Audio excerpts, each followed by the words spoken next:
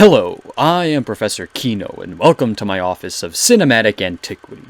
Today we'll be talking about...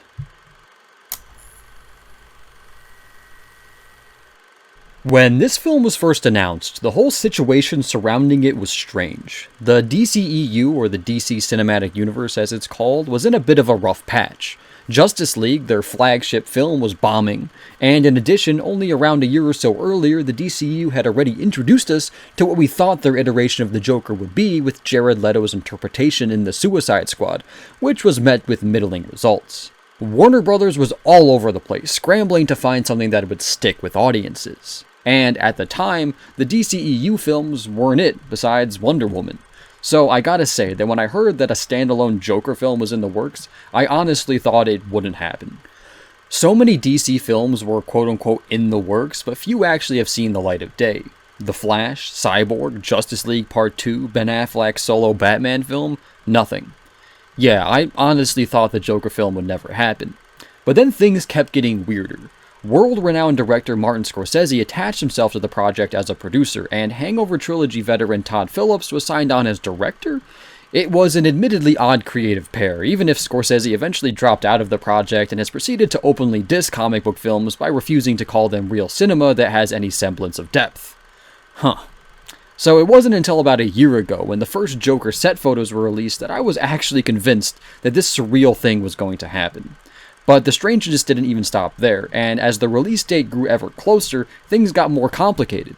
For one, the DCEU began course-correcting. Aquaman clicked with audiences around the world, and Shazam clicked with, at the very least, critics and the few fans that saw the film. However, the standalone Joker film, which would feature the Wayne family and Bruce Wayne himself, wasn't going to be connected to these other films. And the new Joker, played by Joaquin Phoenix, wouldn't be replacing Jared Leto's Joker, maybe? Whatever the case, Leto wasn't too happy that there was going to be a second Joker. Long story short, the timeline is all screwy when it comes to what's part of the DC universe proper and what is a separate entity, much to the confusion of the casual moviegoer, I'm sure. But I eventually accepted the insanity of the whole situation and thought, I'll just see the film and judge it on its own merits. But then, a whole new batch of confusion erupted when the film first screened at the Venice International Film Festival and won the Golden Lion, aka highest award given at the festival. Whoa, must mean it's good. Oh wait, now more people are seeing it and the Rotten Tomatoes score is plummeting because some are saying that the film is a bad influence on people and glorifies violence. Now families of the Dark Knight Rises Joker shooting are speaking out against the film, Warner Brothers is hiring extra security for the theaters, and some theaters are actually canceling screenings due to actual threats. This is some of the most insane controversy and insanity I've seen regarding a film in a long time. So of course I just had to see it. What did I think? Premise. After the unstable, aspiring stand-up comedian Arthur Fleck gets continuously stepped on by society, he ends up snapping and turns into the unhinged, psychotic clown known as the Joker. Writing. In a year where there have been numerous excellent horror and thriller films, Joker is surprisingly, I would say, the scariest. And before anyone accuses me of being a snowflake or whatever comparable insult is thrown around nowadays, I should say that I think that being scary actually benefits the film as a whole. While the Joker has been done plenty of times before in film, he has never really been anything other than a side character, think Suicide Squad, or a dark reflection of Batman, think Batman 1989 and The Dark Knight. But here, since the Clown Prince of Chaos is the sole focus of the film, free from the confines of being a straight-up villain, the whole feel of Joker is different. The Joker is the protagonist, so everything in the film is from his point of view. No longer are all of his claims refuted by the acts of Bruce Wayne, no longer is the collateral damage caused by him shown through the eyes of Gotham's innocents. Instead, we are greeted to the warped worldview of a mentally ill man who has been dealt a terrible hand from birth.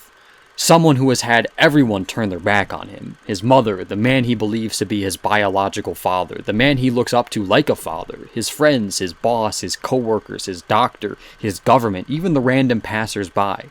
And the result is one of the most pessimistic depictions of the modern socio-political climate I have ever seen.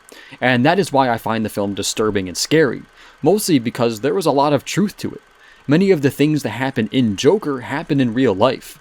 Maybe not as dramatically, but all you need to do to see similar acts of chaos is turn on the news, and it becomes easy to understand why Arthur Fleck ends up snapping and becoming the Joker. However, this movie does poise him as a sympathetic character, a victim, someone who is merely a product of the world around him. However, he is a character that has no qualms with killing people and promoting anarchy, and because of that, I do see where the controversy is coming from. The film toes a dangerous line between sympathizing with Joker and idolizing him, and the film is not very overt when it comes to declaring which side of the line it agrees with, and because of that, it might not be too uncommon for someone to misunderstand the film, hence the controversy. And yes, I say misunderstand because I don't think this film has a lot of different interpretations that can be taken away from it. At its core, I can tell that it is trying to be a cautionary tale, presenting us with a worst-case scenario, saying that the direction that our society is going, one where those in need are struggling, forgotten, and in pain, and the ones in power don't care, will lead to nothing but chaos for us all. And in the end, unless we do something about it, whatever happens will be our fault. And it does all of this by depicting graphic situations, not in violence per se, but presentation that feel visceral, that have no shame in showing us the disgusting truths that permeate today's daily culture. And Joker does this so well that many of its scenes are uncomfortable and legitimately haunting. They feel like something taboo. But that's the point, it purposefully touches on many of today's horrific issues under the guise of a comic book film in an attempt to get people to actually pay attention to them. And because of that, Joker might just be a necessary film, one that I'm sure Todd Phillips hoped would broaden people's perspectives on mental illness, ignorance, and selfishness for the better. And even though I think it would have benefited the film to be a little bit clearer in what it was attempting to accomplish with all of its pessimism, the end result is still well-intentioned, admirable, and wholly captivating. Deep-seated meanings aside, however, this is also a comic book movie starring the Joker, a character that has 80 years of mythos behind him, so how does it hold up on that front?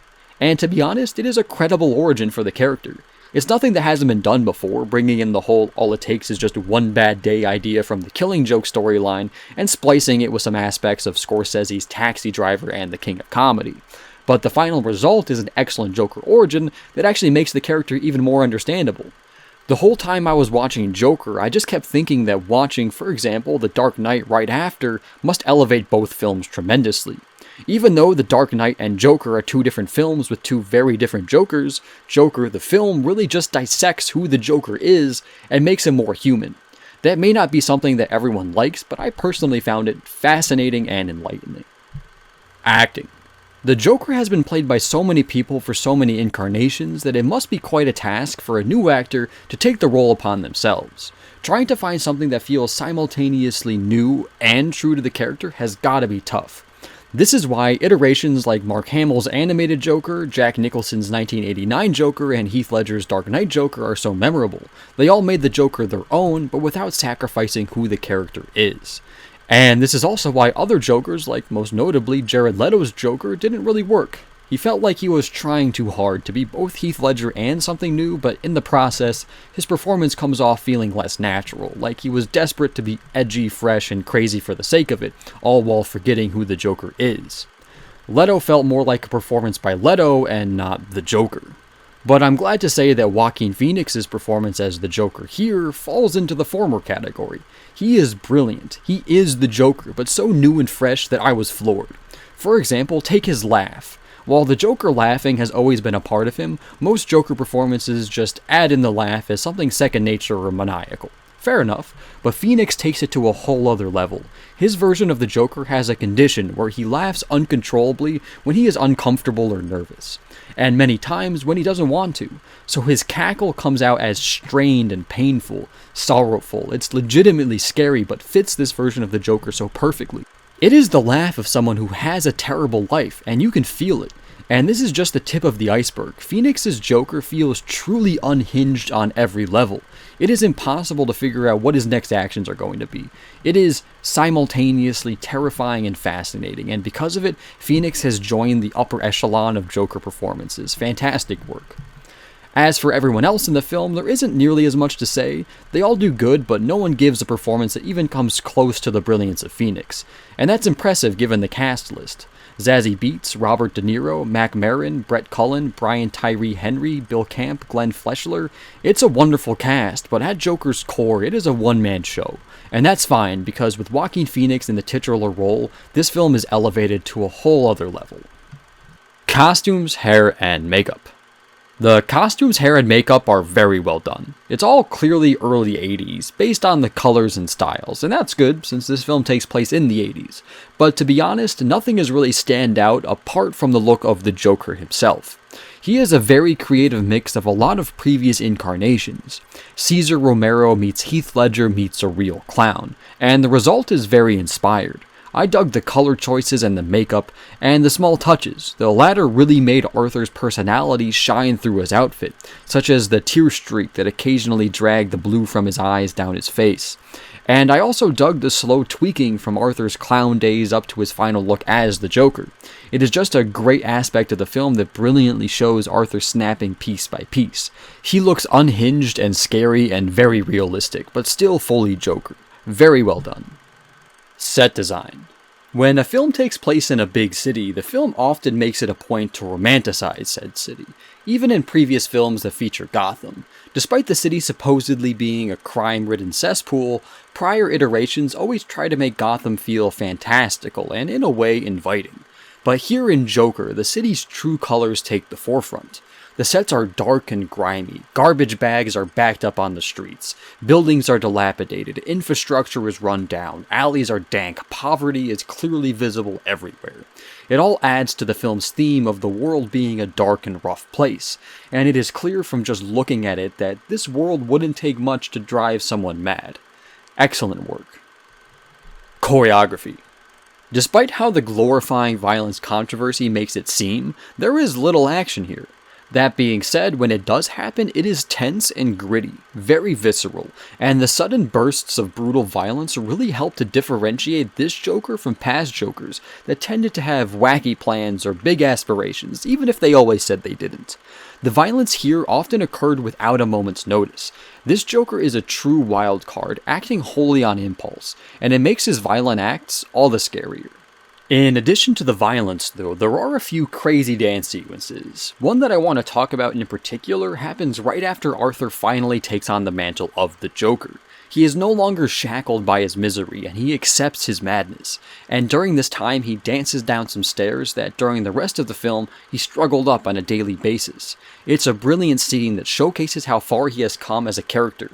He no longer fights against the madness, but accepts it, and he is all the happier and contented for it. And let me tell you, Phoenix can dance. Cinematography. What a fantastic looking film. Not only does the cinematography capture the rough aspects of Gotham excellently, it doesn't shy away from showing the city's rundown qualities, but at the same time, the shots of the city can be captivating. One of my favorites involved the Gotham tramway. The shot cuts the city in two, showcasing the fractured existence of life there. It is really well done. And even more than this, the shots of the Joker himself tended to make him look creepy and disturbing and very intimidating, which just added another way that the film excels at capturing the mentality of this version of the iconic character. The film looks fantastic from almost every angle. Editing. The editing is, for a lack of a better word, slow. But that's not bad. It gives Phoenix's stupendous performance room to breathe and allows the film to gradually showcase Arthur's descent into madness.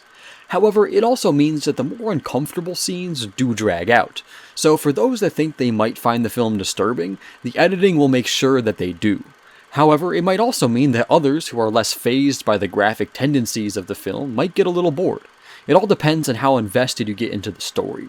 Personally, I think the editing was a great choice because it allows the stellar aspects of this film to stand out, i.e. the acting and cinematography. So my conclusion is that the editing is solid. CGI. There isn't any noticeable CGI, but I guarantee you that there was a lot of work put in to transform Gotham/New York City, where the film was shot, from its modern look to one from the early 80s. Stuff was removed, some things added. Besides that though, there isn't much in the way of CGI. Music. What a spectacular soundtrack. Hildur Guðnadóttir crafted something haunting, something legitimately terrifying. It is just another aspect of this film that perfectly captures the main character. It is occasionally beautiful, but also has a tendency to flip on itself and become chilling without notice. This is far from your typical comic book film soundtrack, and it is all the better for it. A lot of the time when writing this section, I have to go back and listen to the soundtrack independently of the film to really get my thoughts in order, but not this time around. The soundtrack stood out to me, and I loved it.